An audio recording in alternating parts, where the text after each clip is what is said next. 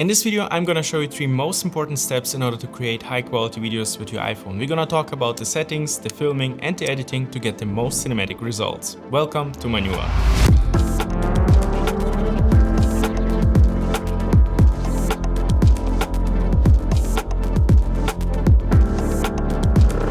You know, when I started creating content like 14 years ago, we either had big expensive cameras which you could rent or something like the Canon 500D which we used to create our content. But now we have a camera in our pocket which can deliver way better footage than those old professional cameras, which means everyone can start creating high quality content, but only if you know how to use it the right way. So let's start with the first step, the camera settings.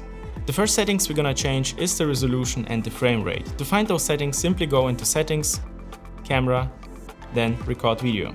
If you live in the US, I recommend you to use the 4K 30 to get the smoothest footage, but if you live in Europe, activate the PAL formats and choose the 4K 25. Down below, we need to turn off the auto frame rate and lock the white balance.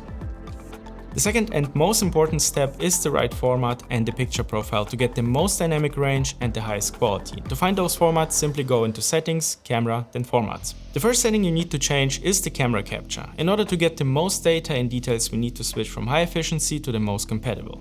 After that, we need to scroll down and select the Apple ProRes and the log encoding. Log is basically a flat picture profile giving you the most dynamic range and flexibility in the post-production. Now we're almost there, but we need to go back and make the final change. Go to Preserve Settings and turn off the exposure adjustment.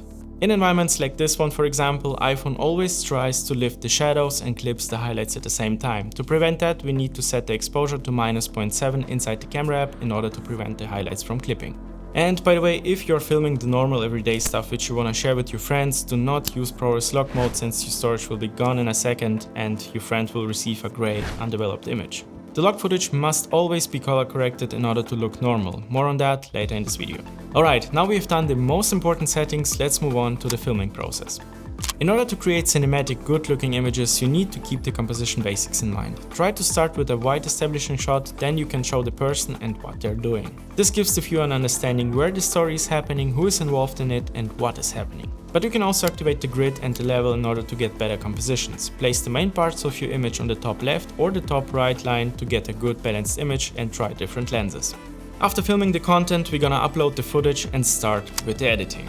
When it comes to the editing, I personally like to transform my log footage into the basic Rec. 09 color space first in order to see my footage properly.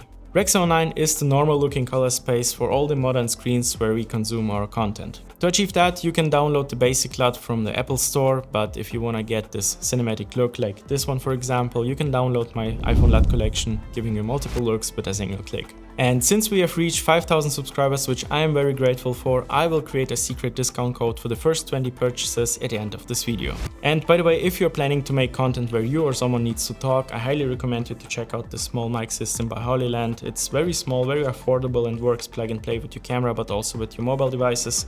I have made a whole video about this one, which you can check out later. So if you like this one, give me a thumbs up. And if you want to see more of my content, I would love to see you in my next one. Oh, and by the way, the discount code.